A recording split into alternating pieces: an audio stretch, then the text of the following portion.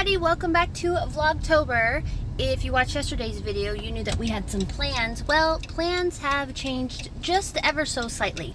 Instead of the whole family taking a trip to the book sale, we are actually, it's going to end up that just Joshua and I are going to go, and all the kids get to hang out with my mom, which is super fun. So I just dropped off pizzas to the house for the kids to have for dinner, and now I am braving all of this after school traffic to go pick up Joshua, and we are going to head to the book sale. Okay, also shout out to all of you parents that send your kids to school and pick them up. I just drove past a line of cars at an elementary school, at least 50 cars for pickup line, and school got out almost 30 minutes ago. So you guys, I don't know how you do it. We've only ever homeschooled, so we've never had to brave pickup lines, but what do you guys do in pickup lines? I mean, I guess that's a good time to like read a book or something. So I'm actually super curious, what's the longest time you've ever spent in a school pickup line? Because 30 minutes ago the bell rang and there's still at least 50 cars. That blows my mind. Look who I finally got. I was laughing because, so down here where we live, every school wears uniforms. Public schools, charters, private, just all the students wear uniforms. But today at Joshua's school, they got to wear Saints jerseys. I guess, are they playing a game today? Is that what it is? It's just because it's the football season. The Saints have a game this weekend. So all the teachers got to wear Saints jerseys. But we don't root for the Saints. So what I did is I wore the jersey of the Saints destroyers themselves, the 49ers. The 49ers. Specifically, Patrick Willis, the ultimate Saint destroyer. And everyone was not happy to see me when they saw me with that jersey on. All the kids are saying stuff. But didn't you say there was also another teacher there? There's another teacher that's a Niners fan, so he wore his 49ers stuff too. So I think most of the kids would try to give me a hard time, and then I would just remind them of the fact that the Niners beat the Saints like 3 weeks ago. And they beat them the last time they saw each other in the playoffs. Mm-hmm. And they beat them the last time they were both playing for the playoffs in 2019. And then the Niners at the end of 2021 made the playoffs to knock the Saints out of the playoffs. So I'll just go through their history. Yeah. And I bet they just get quieter and quieter. Yeah, and then they just go away. They're like, all right, whatever. Wear your Niners jersey. Now we are on the road. We are still about half an hour away, and we're going to go get some books.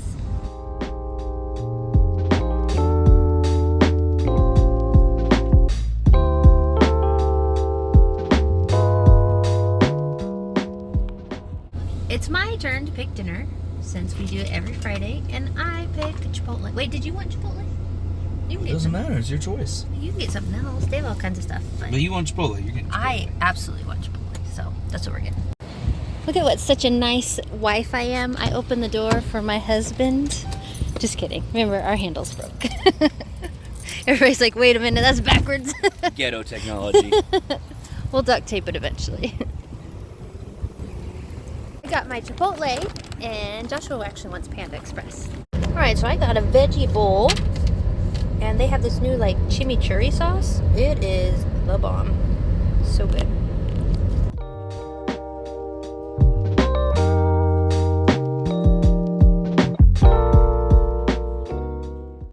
This is our pile from the wholesale. This is the pile I got for the kids. Homeschool. What do you think? Good sale? Yeah, we got a lot of books. We got so much books.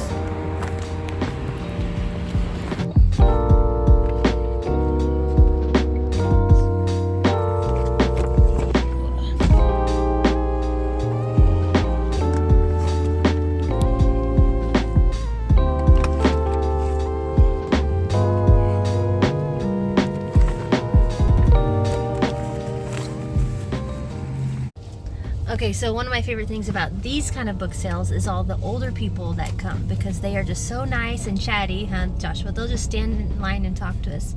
So there's one lady forever. But there's like, especially where we live, there's not like a hint of, okay, we need to like keep moving. They will literally stop and like move closer to you. So he was in the bathroom and I was waiting for him, and then she just kind of cornered me and was just chatting. Not that I minded. She was really nice and kind. But at one point, she was so close to me, and I was pinned against the wall, and I could feel her breath on my neck. Really nice. She's 85 years old. Her name is Miss Adrian. She basically told me about every single pet that has been in her life and her neighbor's life. Like, her daughter has 2 Chihuahua mixes. That's why she won't go live with them. Her neighbor has a German Shepherd that likes to bust through the fence. When she was a little girl, her dad had a big dog, but it would always chase the horses out of the pasture, and she'd have to jump the fence in her dress to go put them back in where they needed to go. And her daughter had a rabbit, but then after they had it for 12 years, her husband sold it to somebody at work. They kept it long enough for it to have 1 litter of rabbits, and then he ate it. So that was it was very interesting. I think I said a few words, I'm not sure, but not really. I nodded a lot, and it was very interesting. And yeah, she also told me not to ever get a guinea pig because they're impossible to clean up after. So, I mean, good solid advice, I suppose. But after talking to her, we did have a really good sale. We got tons of books, lots of books this time. And they had a really good section for kids. So I loaded up on chapter books and things for homeschool. It was a good sale. All right, so we're on our way back from a book sale. And what we do is we take books and we buy them as cheap as we can, and then we try to sell them in different places. Mostly Amazon has been our best spot, but we try to sell them for a lot more than we bought them for. This started probably, like, what would you say, like 5-6 years ago? Something like that, yeah. With Kayla, while homeschooling the kids, she would just buy books online, and then she would go and sell them for whatever she bought them for. And it's just kind of this online community of homeschool moms that just, I don't know, buy and sell their books. And then she realized, like, well, what if I find these for cheap at the thrift store and then sell them? So then she was kind of doing that. And I kind of wanted her to do more of that, so I was always encouraging it. And then about 3 years ago, it dawned on me, it's like, well, why don't I join her and take it to another level? So I watched probably like 30 hours of YouTube videos of different people that flip books, of the different strategies. And so what we do, kind of what we landed on, we have an app on our phones, and we have these little scanner things. We just go any place that's selling cheap books, and we scan all the books that are there, and we have a little app that tells us if the book has been selling on Amazon regularly, and based on what we buy the book for, if we'll probably make a profit. And so basically the app looks up what's going on with Amazon, tells us if we should get the book or not. So we'll scan everything. We'll do this at garage sales. We'll go to library sales like what we're coming back from tonight. There's a couple of thrift stores we'll hit up every once in a while. And so we try every week to go find some books.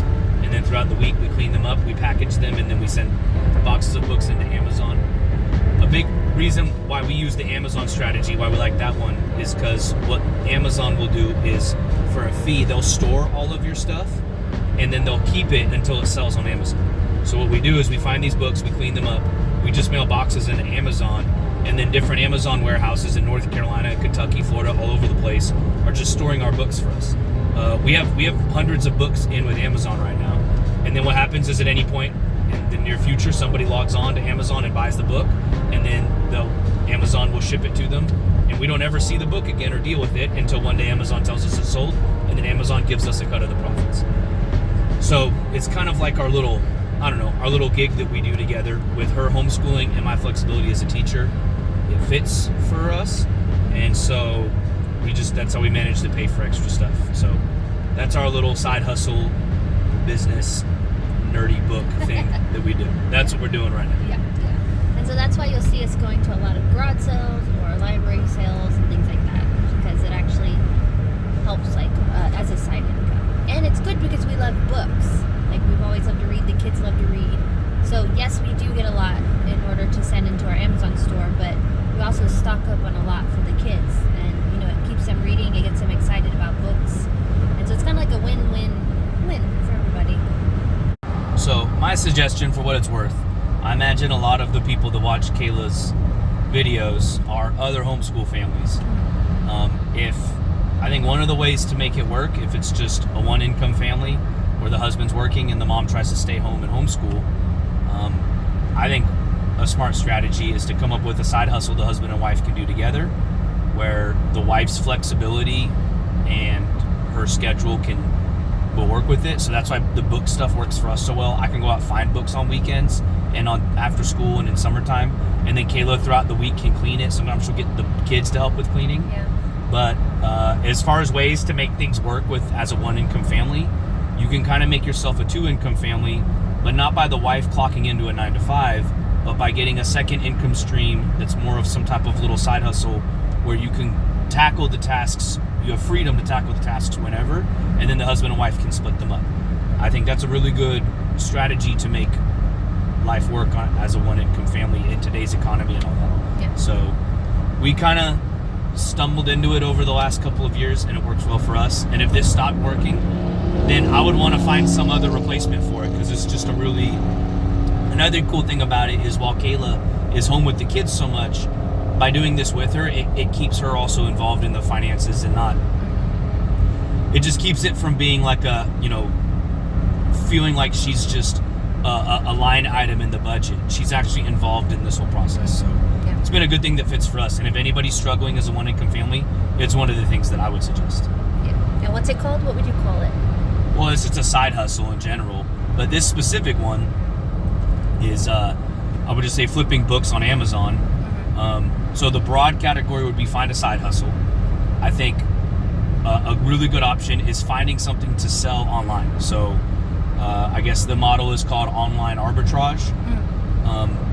Just finding, I guess, or you could call it e-commerce, is what you would call selling anything online.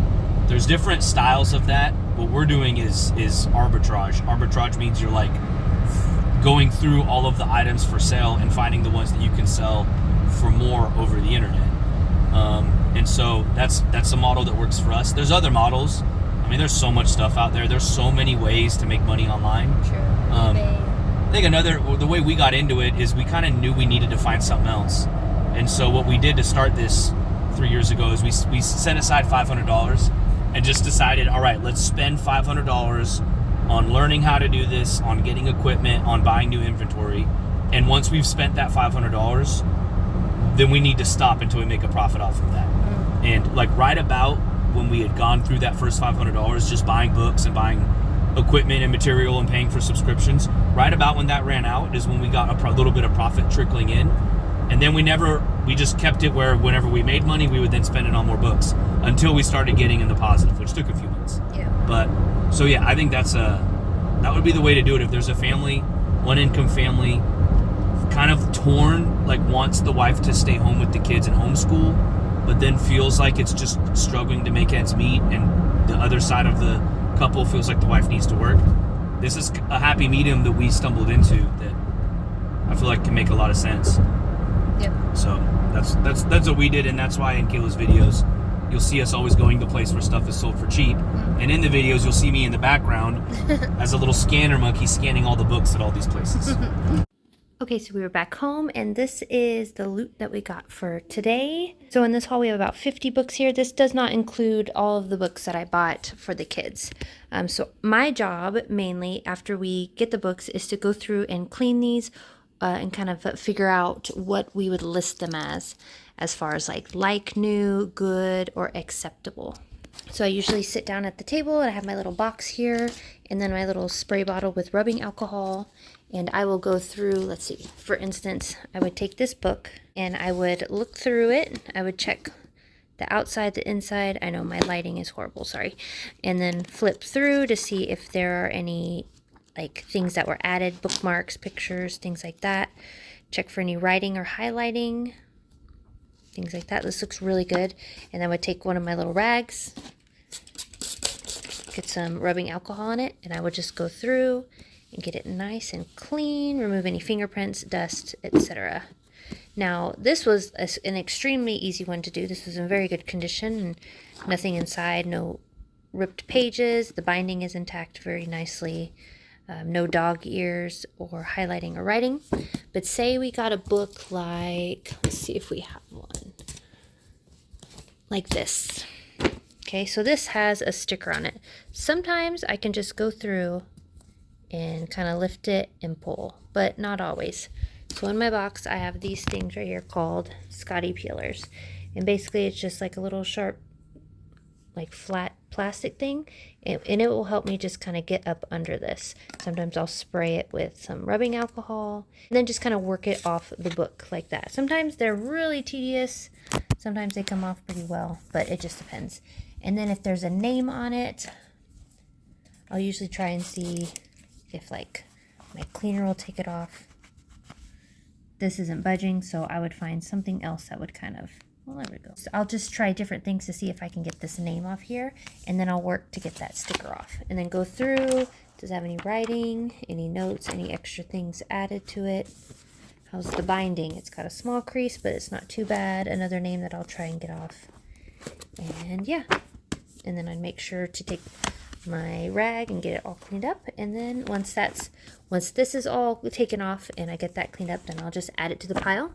And then Joshua will go online and he will look at how much it could possibly be worth, and then he would list it with a price that we are planning to sell it for. And we'll cover each book with this very own new barcode that's specific to our Amazon, and we'll pack them up in a big box together. All of our shipping, so we've always got boxes. We'll pack them up in the box, and then we'll label it and send it on in, and that's the last time we will ever see the book. And then it will get notified once it sells, and that's pretty much the process. See, so I just went in and sprayed the sticker with a little of the rubbing alcohol, and I just used my peeler, and it's starting to come up pretty easily.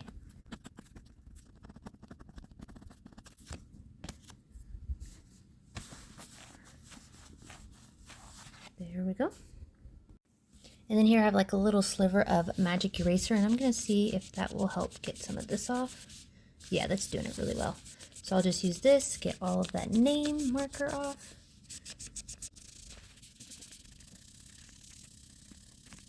All right, got that off. And sometimes, depending on the material of the book, if it has a permanent marker, you could just get a dry erase marker right over it and then wipe it off, and it'll actually help remove it. But I don't have a dry erase marker with me right now, so we are just going to go with the magic eraser. Sometimes a book will have stuff inside of it, like where the libraries have marked it out or the name of the library.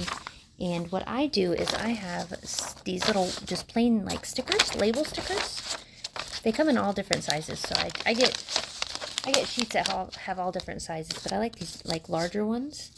And I'll just go in and I'll take that sticker and I will just cover that right up. And there it is. It already looks cleaner. And sometimes it'll have a little bit up here. With that, I can just get some of these smaller ones. These are more like smaller label size, like this. Because this is taped over, so there's no way I could get under there to remove that. So I'll just cover it up. Bada bing, bada boom. Then clean it up and we're good to go. All right, thank you guys so much for joining us today. We hope y'all enjoyed seeing a little bit of what we do around here. If you have any questions, feel free to ask, and we'd love to answer the best as we can. And we will see you tomorrow.